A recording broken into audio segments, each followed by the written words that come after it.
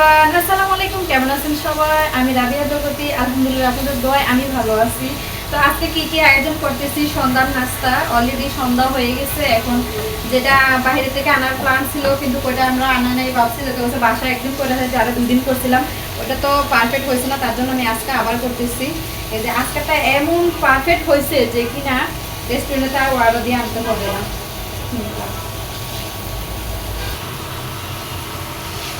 সবগুলো আইটেম এই যে করে করে যেটা রাখতেছি, এই যে করতেছি। এটার ভিতরে আছে একটা জিনিস, হ্যাঁ, এটা প্রত্যেকটা জিনিসপত্র যে আমি একদম চিকেন ফ্রাই বানাইতে যা যা লাগে, যা যা কর লাগতেছে সব কিছু করে রাখতেছি। আর এই যে হইতেছে একসাথে সবাই এখন নাস্তা করবো। চিকেনগুলো আগে সব মশলা দিয়ে ম্যারিনেট করে রাখছি, কারণ এগুলো এর মধ্যে যা যা মশলা দেওয়ানোর চিকেন ফ্রাই ভিতরে মানে সব কিছু দিচ্ছি, আদা রসুন হলুদ মরিচ, তারপরে বলতে মানে ঘরোয়াভাবে একজন মানুষ চিকেন ফ্রাই বানাইতে যা যা লাগে আপনারা হাতের কাছে যেটা পাইবেন ঘরের মধ্যে যেটা আছে সেটা দিয়ে আমি করছি, কোনো আলাদা কোনো মশলা দিচ্ছি না।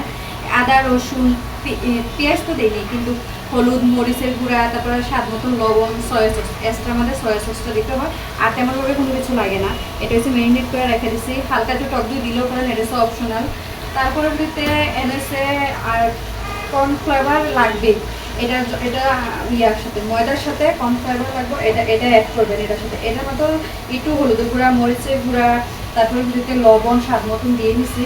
আর এটার মধ্যে হচ্ছে ডিম, এটার মতো মশলা অ্যাড করে নিচ্ছি ডিমের সাথে।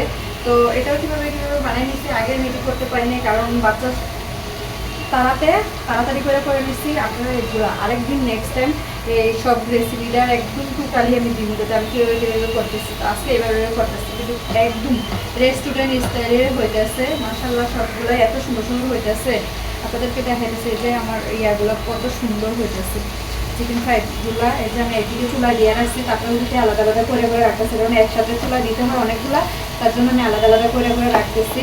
কারণ একটা দিতে পারি না, সব চারিসাথে এক হাতে করা লাগতেছে, কারণ এটা ওইটা তারপরে এগুলো করে রাখা। তো আমি আলাদা প্লেটও করে রাখতেছি, তারপরে চুলা দিতেছি। এই যে এত সুন্দর সুন্দর হয়েছে, প্রত্যেকটা জিনিসই খুবই সুন্দর হয়েছে আর খুবই ক্রিস্পি।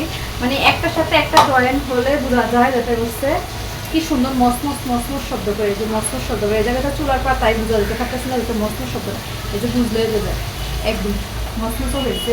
মাশাআল্লাহ খুবই সুন্দর হয়েছে। কিনা একদিন পারতামই না, সেই জায়গায় আজকে অনেক সুন্দর করে বানাইতেছি। অনেকটা কমই হয়েছে। বাচ্চারা বাহানা করে, তো এই নিয়ে আমি তিনবার বানাইছি। তো তিনবারের দিনে একদম রেস্টুরেন্টের যেরকম করে বানাই এরকম করে বানাইতেছি। আজকে কোনো 9 দিকে হয়েছে না, ওতে একটু সমস্যা হয়েছে না। ওই 2 দিন বানাইছি একটু সমস্যা হয়েছে, আজকে একদম ঠিক আছে। কীভাবে বানায় ওটা আমি নিজে থেকেই ট্রাই করছি, নিজে থেকেই পারছি আল্লাহর রহমতে। যেটাকে বানাইতেছি যেটা চিকেন ফ্রাই মানে রেস্টুরেন্টে যেরকম করে বানায় এরকম করে বানাইতেছি। 2 দিন বানাইছি, একদমই পারফেক্ট হয়েছে না। আজকেরটা একদম পারফেক্ট হয়েছে, একদম মচমচা হইতেছে। এই যে মানে এত মচমচা হইতেছে যে একটা একটা লাগলেই শব্দ হয়, এই যে মচমচা শব্দ হয়। খুব সুন্দর করে বানাইতেছি, না চাইলেই সব কিছু পারা যায়। একদিন যে মেয়েটা রান্নাই জানতো না, আজকে কত কি আইটেমে রান্না করে আমরা খাওয়াইতেছে ফ্যামিলির মানুষের।